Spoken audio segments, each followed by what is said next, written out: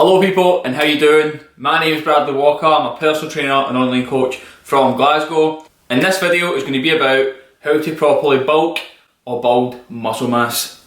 So first of all, before I go any further, I just want to quickly mention, if you want more information and more daily tips on building muscle mass, go check me out on Facebook, TikTok and Instagram. All of them are under Bradleywalkr Fitness, and as well as that, I've got more videos on my YouTube as well. So if you're not already, subscribe and go check the rest of them out later. And again, just one other wee thing I want to mention just before we get into the depths of this video. If you're looking to build muscle mass or get shredded, I've got free training guides on my website that will tell you exactly how you go and do that. All you do is head over to the website and go download them, it's that easy. And if you're not sure what one to go download, take the quiz and it'll tell you exactly which one is best suited for you. Now that's all being said, let's get right into the video. So odds are, if you're here, you're looking to bulk up, build some muscle mass, or just make some gains. If this is so, there's a couple of things you want to be doing to make sure you're squeezing absolutely every little bit of potential gains out of the effort you're putting in, meaning you're leaving no gains or muscle mass left on the table that you've missed out on basically gaining. So firstly, let me quickly run over the essentials that you need to do to make sure again you're optimising that muscle mass from your training, nutrition and all the other efforts going into it.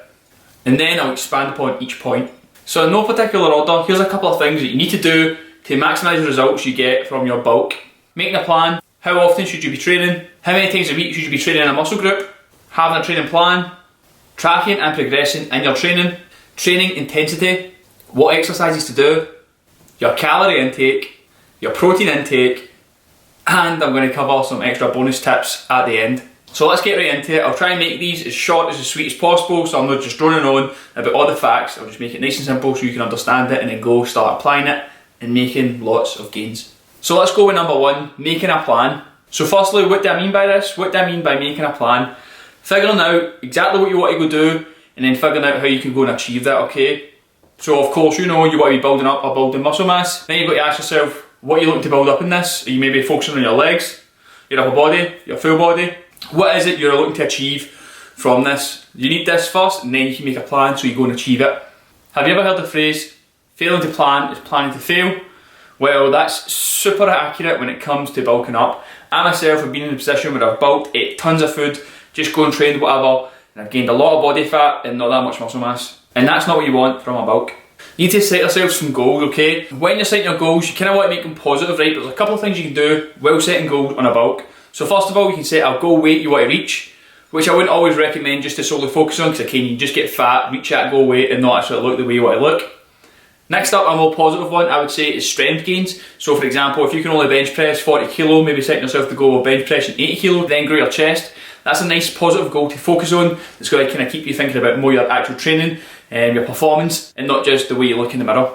Nice positive goals are going to make you more happier and then therefore make you achieve better results. And then last but not least in your plan, I would set a time frame, right? It's very easy, especially when you're deep in the bulk, to be doing all this gaining and not seeing any change because your body fat levels are maybe going up. But you should set yourself a time frame so you know exactly when to end. Otherwise, you may go start your bulk for 6 weeks and then patch it, which I highly recommend you don't do. Me personally, if I'm going to go on a bulk, it needs to be at least 6 months I'm going on a bulk for. That's enough time to put on some good quality muscle mass. If you're especially new to training, I would recommend you maybe going on a bulk for a year, 2 years. The younger you are, the longer you go on a bulk, in my personal opinion. But setting yourself a time frame is going to be crucial, so you stick through it all the way to the end. Or you can just be like a big bulky guy in a gym who's forever bulking. Next up, how often should you train? I recommend if you're bulking up to train at least 3 to 6 times per week. Now, the amount of times you train per week is completely dependent upon the time you have and your sort of training level, how long you've trained for. If you're somebody who's very new to training, I would recommend you go train 6 times a week for 2 hours every day, because that's just going to completely fatigue you and you're never going to recover and you're not going to grow optimally. But if you're someone maybe a bit more advanced in training, I'm not going to say go train 3 times a week because that's going to make you grow, because odds are you'll need more stimulus for your muscles to grow. And again, the main reason of having set days of training is one, to allow for recovery, to of course train your muscles enough and to stop you from fatiguing. So again, if you train too much when you're just new to training, you'll fatigue, you will not recover optimally and then therefore will not grow optimally in between training sessions. So next up, we're going to cover how many times a week should you be training a muscle group. And the short answer is at least twice a week. You can actually train it more than 2 times a week, but I recommend that bare minimum you train it twice a week. This is to allow for optimal protein synthesis in a week. Basically meaning After you train a muscle group, you've got 2 days afterwards for it to kind of recover, repair, soak in nutrients and grow. After the 2 days after are done, then the muscle's just waiting for a new stimulus to grow again. So if you hit it twice in the 1 week, you're basically getting more bang for your buck. This is actually quite a common mistake you see all the time, but you get young guys following the bodybuilder split where they train chest Monday, back Tuesday, legs Wednesday, arms Thursday, etc, etc, and they basically have 1 set training day for each muscle group. But again, this works for big bodybuilders who are on a shit ton of steroids and are much more advanced in training. But for a newbie like yourself, maybe going training, you don't need to train just your chest on Monday because there's just too many exercises to start with and you'll just be again super fatigued and it'll take longer to recover. That's why you're sore 5 days later. Whereas if you train it maybe say Monday and Thursday with a couple of exercises, you're going to get much more growth, recover faster and therefore get bigger muscles quicker.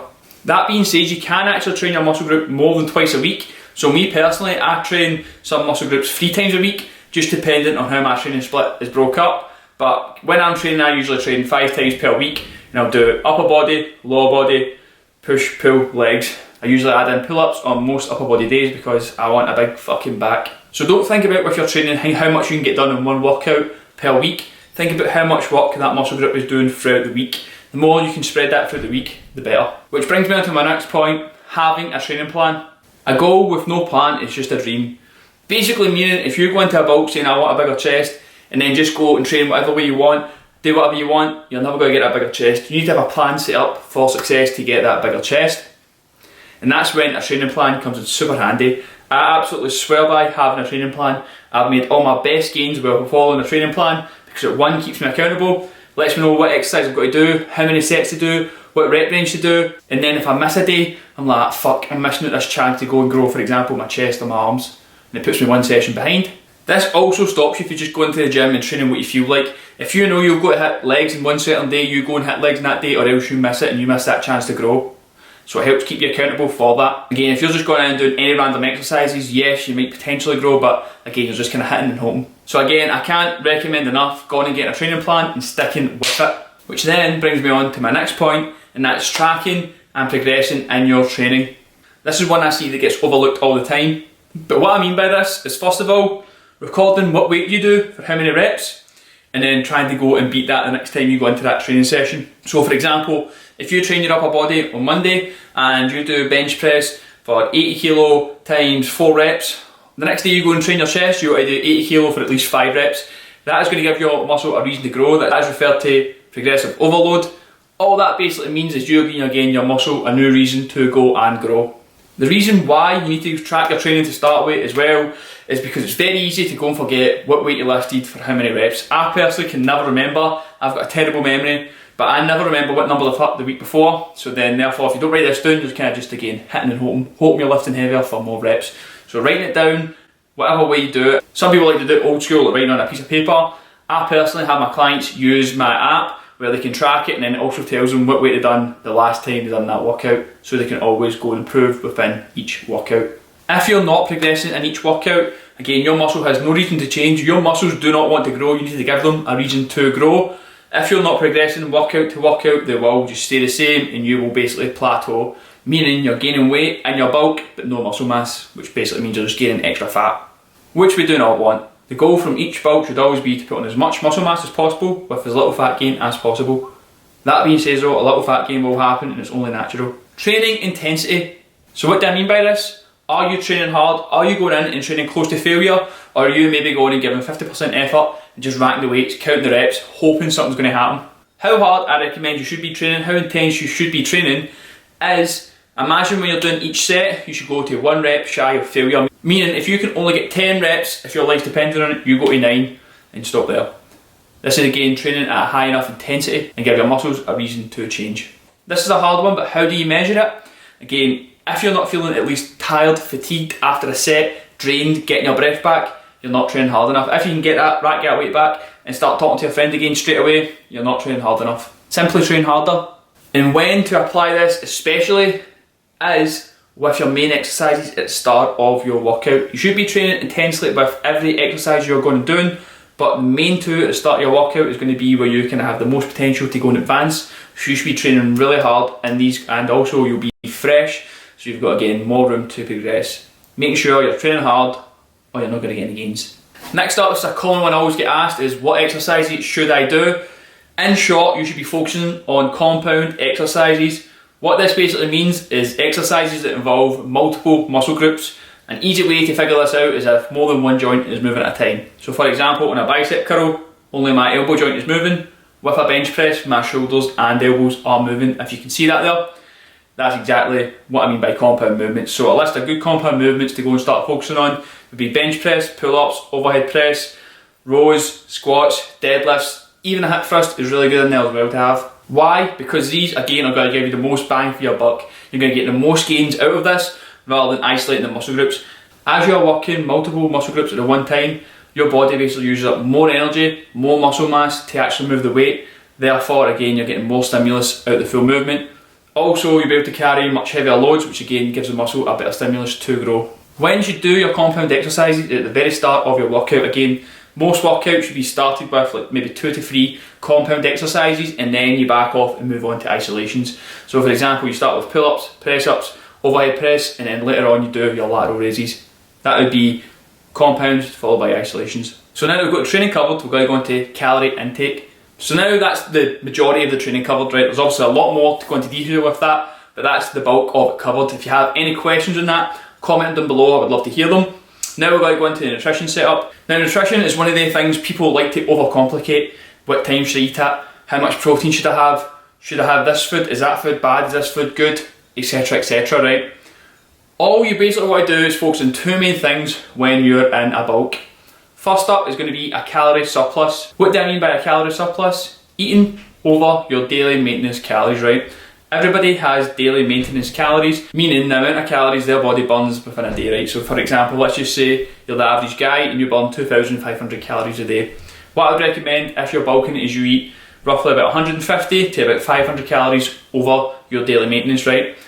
How much over you eat is going to depend on a couple of things. To start with, how long you've been training for, your body type. Are you somebody that gains weight easily, somebody that loses weight easily? Being in a calorie surplus makes it easier for your body to build muscle mass. Reason being, you're more anabolic, right? You've got anabolic and catabolic. Anabolic means getting bigger, catabolic means getting smaller. You want to be as anabolic as possible when you're trying to build muscle mass, therefore being in a calorie surplus is going to make that much simpler. As well as that, you're also going to supply your muscles with more nutrients than they need to grow. And again, just to round this up, if you're somebody that's new to training, I would recommend you go into like a 500 calorie surplus, especially if you're super skinny. If you're somebody who is maybe a bit more advanced, maybe they've got 3 or 4 years of training under their belt, going about 300 to 200 calorie surplus. The smaller surplus you go on, in theory, the less fat you'll gain, but you also kind of sacrifice some of the growth you have on the table. So I recommend go for about 200, 300 for the kind of ballpark figure, but again, if you're super skinny, maybe up to 500, and just embrace the bulk. And the last main tip I want to cover is your daily protein intake.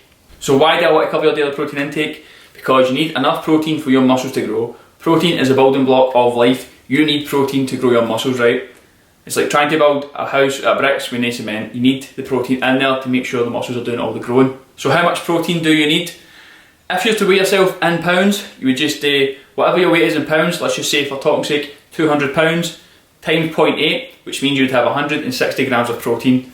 Super simple, 0.8 grams of protein per pound of body weight. If you're 10 stone, that works out to 140 pounds. Times that by 0.8, and you've got some number I can't work out, I'll just put it here on the screen. Again, just a general rule of thumb, 0.8 grams of protein per pound of body weight. Another little tip about your protein sources, if you can spread it more evenly throughout the day, it will be more optimal, but what matters most is total daily intake. So what I mean by this is if you can have 4 different meals where you have equal protein in them, it will be slightly better for your results to grow, but if you just focus on getting a total daily intake of protein in, you'll still grow a shit ton more than not counting it at all.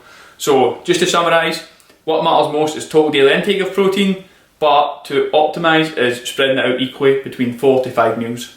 And for the best sources of protein, I'm going to say lean meats. Sorry vegans, sorry veggies, but it's going to be lean meats. They are complete proteins, meaning they have all the amino acids in them, whereas the protein sources you get from vegetables, breads, whatever it may be, are incomplete, meaning they don't have all the amino acids. So again, lean meat sources, best source of protein. Bonus tips, eat extra fruit and veg than your daily recommendations of 5 a day. It's just going to make for much better gains, right? If you're going to be feeding your body more than it needs in protein, carbs and fats, why not give it more vitamins, more minerals to make it the best possible environment to grow muscle mass. More vegetables and more fruit are only going to be good for you, I promise you that. Doesn't matter how much sugars in fruit, they're good for you, just to eat them. Don't worry too much about your carbs and fats. So carbs and fats are the oral macronutrients except for protein. What I basically tell people, either if they're losing weight or gaining weight, don't worry too much about your carbs and fats. Let them fluctuate, meaning go up and down. Only recommendation I would say with that is if you're a young guy, don't let your fats drop between 40 grams of fat per day for maybe 3 or 4 days. If it goes lower than that for a couple of days, eat high fat the next day and you should be fine. If you don't have enough fats consistently, your hormones will basically be a little bit out of whack, which you do not want. You want them to be working perfectly to grow muscle mass. Get 7 to 9 hours sleep. This one is a massive one. If you don't have enough proper sleep, you will not grow to your highest possible potential. I've actually changed a few of my clients' sleeping patterns and they've actually seen much better gains quicker just because they're sleeping properly. So the good average to go for is between 7 to 9 hours. Any more is considered too much, any little is inadequate. Eating healthier is going to equal to better quality results. So if you eat just fucking McDonald's, sugary foods, ice cream, all that sort of shit, you'll go in like what we call a dirty bulk, and the quality of muscle mass you put on would not be as good as if you focused on eating kind of more whole foods. So nice lean meats, nice clean sources of carbs. I hate saying clean, but like just like proper rice, bread, fucking pastas, all that, instead of just kind of high sugary foods. More vegetables, more fruit are going to equal to much better quality gains. As I say, you're going to have a much better quality of muscle tissue built onto you rather than if it was made out of fucking McDonald's and donuts. Rest and recovery. This is one that again is always super overlooked. Rest and recovery. I myself had made this mistake. You need to adequately rest to allow your muscle to adequately grow. Rest and recovery kind of come into the same sort of thing, but recovery involves obviously your nutrition as well, your sleep. But rest times, right? Rest as much as possible throughout the week. So for example, if you're training 4 days a week, don't train 4 days back to back. Try and spread them out as much as possible to allow you to rest in between sessions, and then you can perform to your highest possible potential when training. If you perform to your highest possible potential while training, you're going to get the highest possible potential out of your results. Last but not least, creatine. If you're bulking, creatine is going to be super helpful. It's going to help you go that little bit harder, gain that little bit more. I recommend if you're bulking, hit up the creatine. It's always going to be good for it. Probably the only supplement I would 100% recommend, but creatine is pretty awesome and it's proven to work, so use it. So just to summarise, what you want to do is make sure your training is set up for success, right? And then have the nutrition in place to support that. Do these 2 things and you're going to see amazing results, right? Amazing results. It doesn't need to be overcomplicated. All these simple little steps will make up to massive differences, so go and start applying them and you'll see good results. Any questions you have on this, comment them down below and let me know. I would love to help you out. And again, don't forget to go check out the free training guides on my website, bradleywalkrfitness.com. There's a link down below. Going to be super beneficial, they're going to help you out tons, they're free to download, why not, go check them out. And if you've not already, please like the video, subscribe and share this with your friends. It really helps the channel grow and helps me save more skinny guys like you. Peace out, have a wonderful time, go check out the rest of the videos.